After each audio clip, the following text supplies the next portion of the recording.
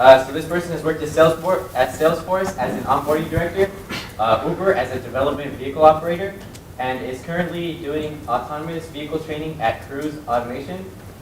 This person is also a professional public speaker, and for a company called Speak Performance International. It's a company that he founded himself, and he is also a Europe alumni from the San Francisco site. Without further ado, I would like to introduce Ovidio.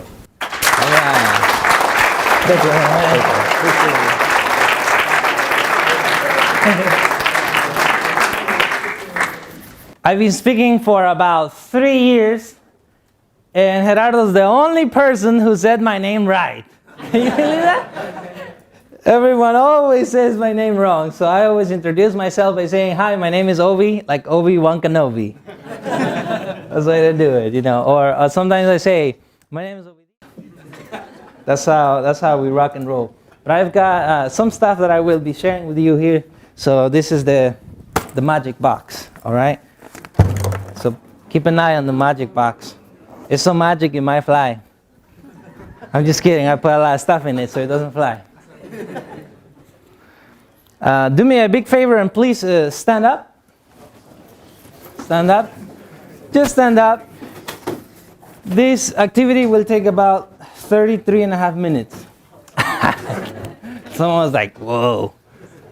Please look at the person on the left. See, some of you I pointed to the other side and we got look at the person on the right. All right, cool. Now, please sit down. I know, I hear you. It's like, what? What's the point? The point of this is this.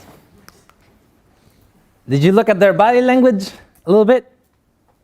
Maybe subconsciously? I know some of you said turn left and I said go the other way and you turn right. People will judge you by how you stand without you even saying a word. So make sure when you stand proud. I'm a farm boy from the sugarcane fields of Guatemala. When I began to learn English in the United States in 2008, I used to say, "Hi, my name is Ovidio. I'm from Watermelon." People would say, "What?" I said, "You don't know Watermelon? It's next to Mexico." I don't know what country that is, man. And then I learned the importance of enunciation. So it's not Watermelon, it's Guatemala. Now I know. I was born in a very, very, very poor village. We were so poor that we could only afford one pair of shoes for the entire year. How many pairs? One. And we would have to make sure they were steel-toe shoes so they would last the whole year. To this day in my village, Aldea El Chontel de la Gomera Escuintla de Guatemala, there is no running water. To this day. We had electricity until the year 2000. That's when the first time we had electricity in my house. We would use car batteries to power up our black and white TV, those boxes, and then when the battery will run out of charge, the screen will just go look slow, small. And then we knew it was time to take the battery to the nearest place so that they could recharge it. And we had to leave it there for about 2 days and then go pick it up. And my mom hated that process. You know why? Because she couldn't watch her novelas. The soap operas. And when the TV was ready to rock and roll, we could not watch our cartoons. Do you know why? Because my mom had to watch her novelas. And if you would watch the TV and discharge the battery, and my mom had to watch the novela, and it had no charge, you would get whooped. With a chancla, you know.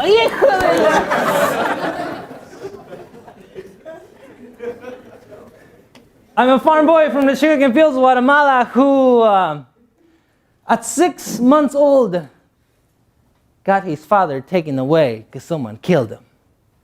So I never met my dad And I didn't know when he died until I was about 13 years old when I went to the tumba, to the tombstone, and I read where it says Manuel Sagastume, born on this date, died on this date. And I was like, so that means I was this much old.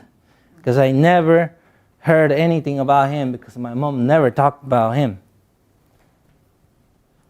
So, sometimes, our life is tough. We think that because we grew up poor, because we grew up without parents, because we may have been left alone as a teenage in our teenage times, we think that because of that I will not make it. Because of this is going to be the baggage that I'm going to carry my whole life as an excuse of why it's too hard for me to make it. But you got to let go of the big, heavy, nasty baggage that sometimes make you a pessimist, sometimes make you have bad attitude, and sometimes make you have bad days. And those bad days turn into bad weeks, and so on and so forth. But I decided that I am not going to be a victim. I'm going to act and become a victor. So I come to the United States, walking in the desert for a day and a half. I almost died. I remember we had no water, we had no food. After 8 hours, we already ate our burrito. They gave us one burrito and 1 gallon of water, all gone. Sunlight strong. 4 guys, 1 lady. She was fainting. It was very hard, dehydrated. She was fainting. Her boyfriend was coming with her. Her boyfriend would tell our guide, al coyote, we call them coyotes, said, man, please help my girlfriend. She's fainting. Do something. And the coyote, the guide, would turn to him and say, dude, I'm a guide. I'm not a freaking doctor. And here I find thinking to myself as a teenager, will I make it? And all I knew was, I already worked in the sugarcane fields of Guatemala. I already harvested mango, frijoles, corn. I already harvested yuca. I worked in those tough jobs that you work in the third world country. I can make it through this desert. So I made it to the United States of America, the land of opportunity, where I can turn all my adversities into triumphs, where I can tell my story and inspire someone here. In public speaking, they say 30% of your audience wants to get inspired. 30% of your audience wants to get informed. 30% of your audience wants to get entertained. And 10% won't care. Whatever you say. So to those 10%, I say, God loves you, and I'm trying. In 2006, I arrived in the United States. I worked in a warehouse, box after box after box after box, like most immigrants here that have no documents and have to do the hard labor. I became all built up after a while. My nickname was Six Pack. That's right. I still got it. Unlike many parents, my mom did not want me to go to school. She says, you're going to come to the United States, help me work, we're going to build a house in Guatemala, and we're going to go back. And that's the plan. Do you agree, yes or no? I said, let's do it, Mom. But 2 years later, I said, I need to speak English, man, I need to. I'm tired of going to McDonald's trying to order a burger and not being able to say, can I have the one on menu number 3? Because they would say, sorry, I don't speak Spanish. The person who speaks Spanish is taking a break. So I'll be like, oh, I have to wait now, you know. My mom said, you really want to go to school, huh? I said, that's what I've been telling you. You know, like, es lo que le estoy diciendo. She said, no, you won't go. I said, why? She says, if you go to school and they find out that you work in a warehouse with heavy machinery at night, you're going to get me in trouble. because you're underage. I said, but I need to speak English, Mom. One day she went to the doctor, had an appointment. No one there spoke Spanish. That was my lucky day. And I said, Mom, this is why I need to learn English. She said, okay, tomorrow we're going. I said, not tomorrow, today. So we went the same day. They said, what do you need to get? I said, I need to get vaccines. Boom, 7 here and like another 14 here. I was like, hijo de la China.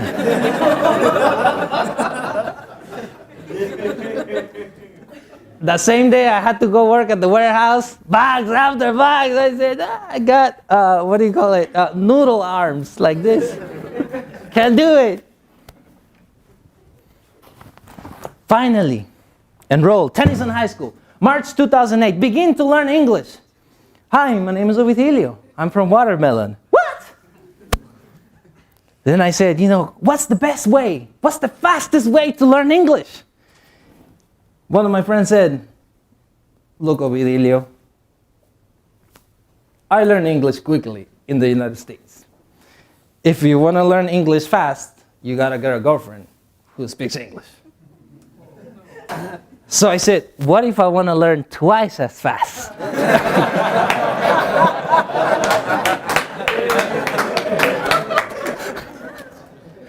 Some of you are like, I got it.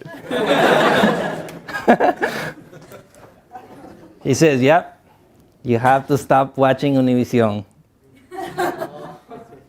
Because everything is in Spanish in Univision. So you have to consume everything in English, he said. Music, TV, books. Get together with friends who only speak English. Because you become the average of your 5 closest friends. That's research-based. You earn the average of your 5 closest friends. When I found that out, I said, I'm going to get 2 girlfriends then. When I found that out, I said, I'm going to switch my habits.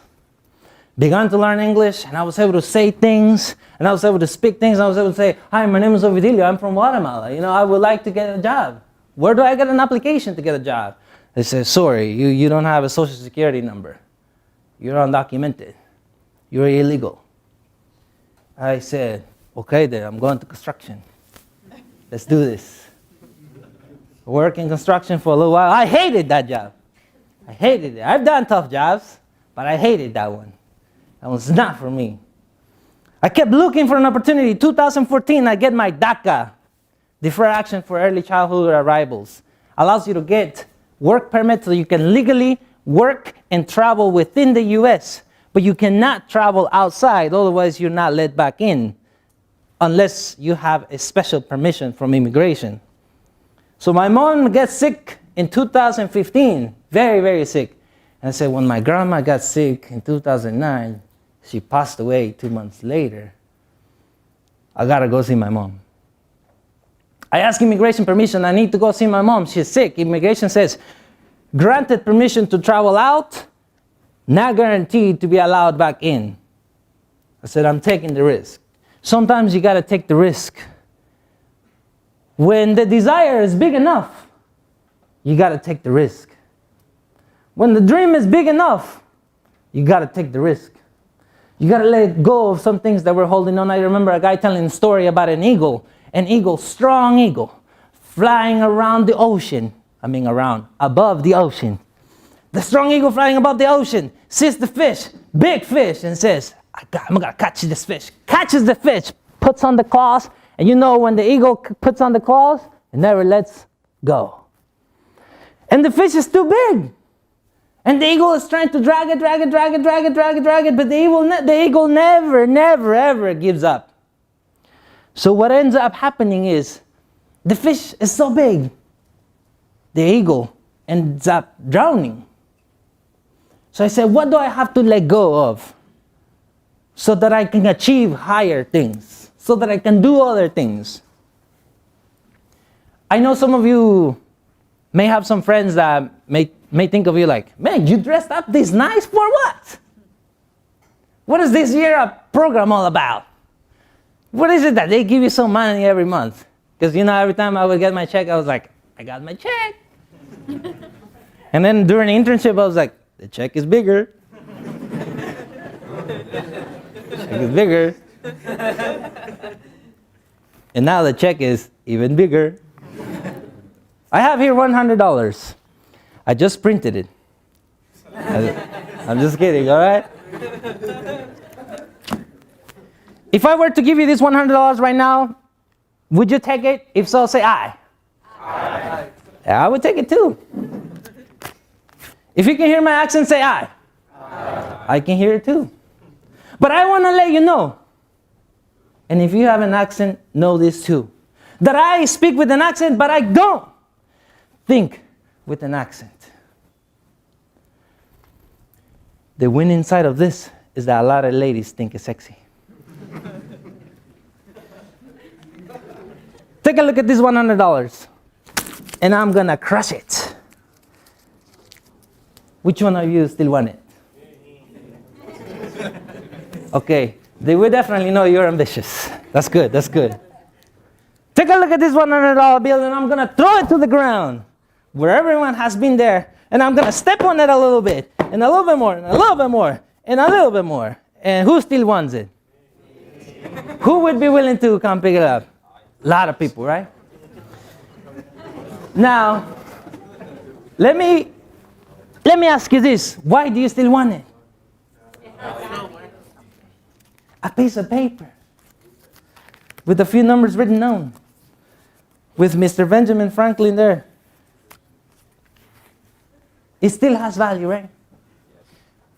Have you noticed that some people, sometimes, and sometimes too often, they have been mistreated.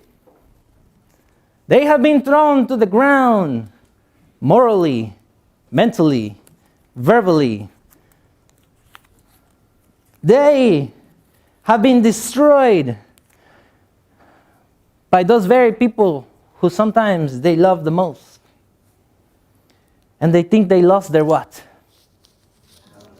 Their value. So we have to realize that even though we've been thrown down, put down to the ground, verbally, hopefully not physically, unless you do lucha libre. We have to realize that we still have value. And that if you look at your scars, hopefully not physically, that you're a survivor, that you're a warrior. You're someone who has made it through the tough times. And there's a quote that says, "Tough times reveal a man to its true character." So you are a person of true character. And think of that value that you have. By the way, I'm going to keep the $100 bill, right? Think of that value that you have and use it as inspiration, as a drive, as the charge to portray your bigger dreams, to work towards the bigger dreams. I remember when my grandma died, I was in my U.S. history class in high school. My phone rang, ring, ring. The teacher was like right in front. I'm like, hello, because I saw the phone number was from Guatemala. I was like, hello. And I was like, mijo, tu abuela. Then she was saying, your grandma. I said, what? She said, she passed away. I said, oh my God. Here I find myself, a teenager living alone in the U.S., having to work in the warehouse during the night, go to school during the day, and would have to make my own food during the daytime. I said, I'm going to quit school. I can't do this no more. My grandma raised me because my mom came to the U.S. the first time when I was 8 years old. So my grandma raised me from there. My grandma raised me, like they say, a chingadazos. You know, my grandma was tough, tough, tough, tough. Tough love. But the grandma love is the best love. And many people agree with me on this one. So I'm going to quit school. I went to my counselor, and I didn't just quit because in my mind I believe that if you quit school, the police will come get you to your house to take you to school the next day. That's what I thought in my mind, you know, because you're a foreigner, you don't really know the system. So I was like, I thought if I quit school, the police will come get me to the house tomorrow and take me to school. So I said, I want to quit, but I don't want to quit getting in trouble. So I went to talk to Miss Vasquez. So Miss Vasquez, I can't do this no more. My grandma died. I am very sad. Can't do this. I work in the warehouse. I am tired. I have to cook for myself. Every day I was making myself sandwiches, you know. So she said, Ovidio, let me ask you this question. I said, what's the question? Nothing will convince me. Whatever you say, nothing will convince me not to quit school. I'm tired of this. She said, you already speak some English, right? I said, right, because I have already been 1 year in school. I said, if you were to walk up to your grandma and say, Grandma, my grandma's name is Doña Elena Sarceño. And I would say, Grandma, I want to quit school. What would your grandma say? And I was like, my grandma would say, you stupid, mijo. What do you mean you want to quit? You were born to win, not to quit. And she said, that's what your grandma would say? I said, that's what my grandma would say. And she said, the thing that really turned my mind around. And I just didn't expect to hear this. She said, now your grandma's watching you from heaven. I said, I hope she's there. Because you know she used to, orale. Your grandma's watching you from heaven. She can watch you graduate now. I said, can I just go home for today then? She said, go ahead, mijo. Take the day. But come back tomorrow, all right? No problem. Next day, stronger than ever. I said, now I'm going to learn English 3 times as fast. So guess what I did? Now what you're thinking.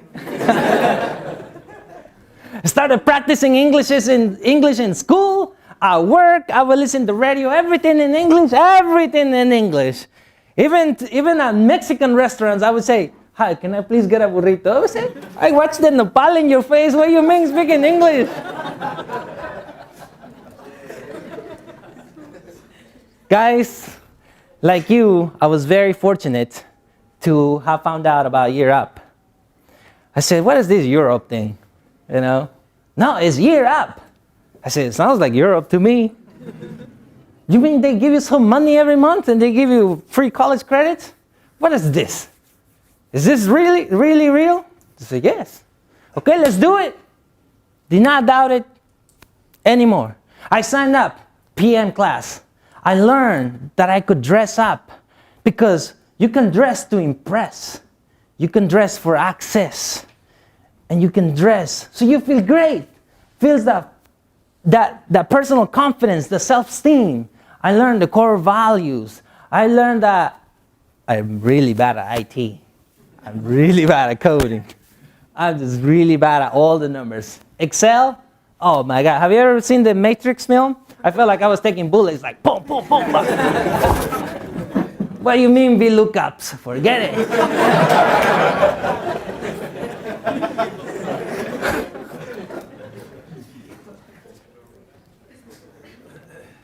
Someone said, Ovidilio, make sure you share what you love.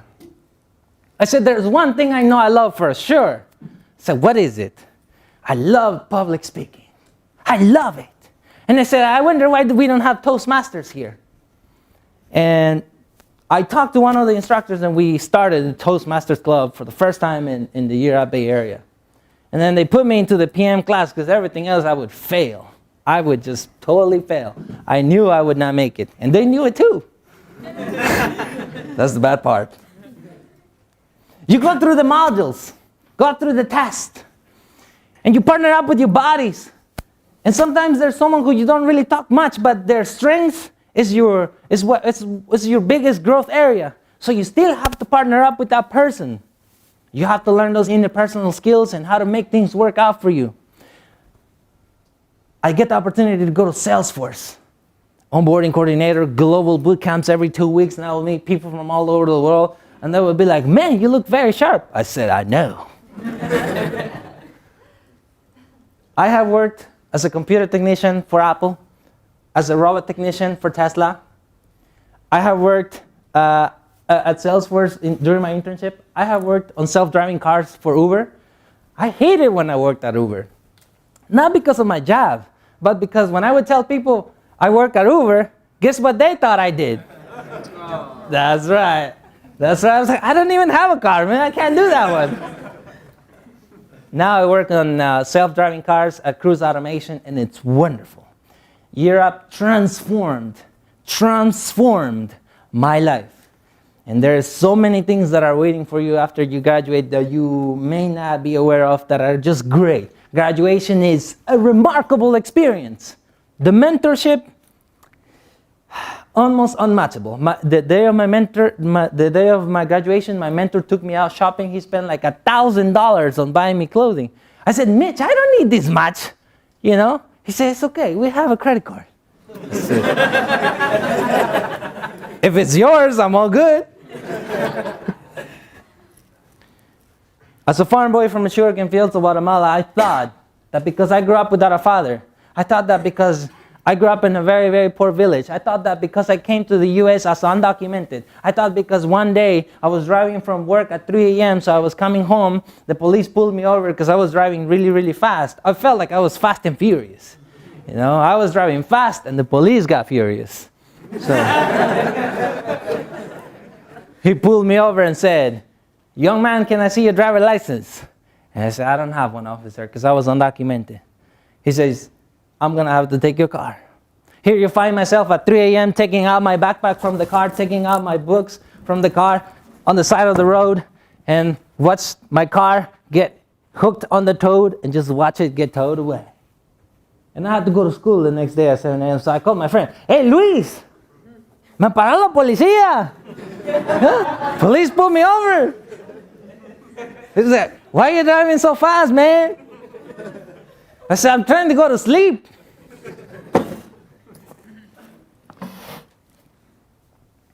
If you take nothing else from my talk today, take this. Let me pull out the $100.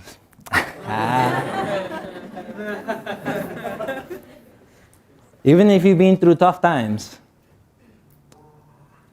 even if you've been thrown down verbally, physically, even if people have done some damage to you, to your self-esteem, to your self-confidence, know that you have the power to make a choice. I made a choice that day when she said, what would your grandma say? And she would say, you stupid, mijo. Just know that it's possible. That thing that you're looking forward to, it's possible. But it's up to you to dress up, get up, and show up. It's up to you. It's only you, the person that you see in the mirror, that will tell you the real truth. Am I doing enough? Am I going the extra mile? They say the extra mile is never overcrowded. So I always did the extra mile. I have been paid, what's this? $7,000 to speak for 1 hour. 1 single hour. Can you still hear my accent? Yeah, it's incredible. A farm boy from the sugarcane fields of Guatemala. Never thought in my life. And I still keep a full-time job. Hey, how am I going to reject $50,000 a year? I can't reject that. Plus the job is easy. You just do your work. It comes to personal responsibility, personal reliance, and of course, make sure you give value to those around you.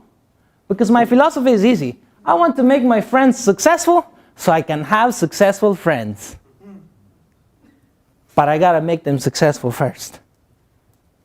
They say what you put in, you take out. It's like the bank account, you know, put in $100, you can take out $100. Take out more, you're in debt. I have a small gift here for you. And after this, we're gonna jump into the Q&A. I have a book and a CD that I have published 5 books because I have a publishing company and I have a public speaking company. I've spoken in universities and I never went to college, right? Just year up, which is more than enough for me. I have here, I would like to give this to one person. Who would like it? Who would like to take this home? Okay, I'm going to give it to you right now for free. Who wants it? Well, I'm giving it to you. It's free. You're not going to pay anything. Who wants it? Give him a big round of applause. Give him a big round of applause.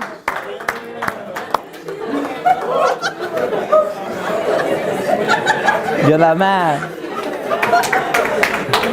Yeah, he's good. He's good. Now, one mic. One mic. I know the trick, you see? Please give him a big hand.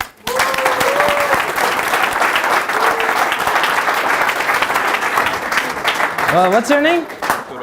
Arturo. Tiene nombre de telenovela, you know, like. I say, what's your name? He's like, Arturo.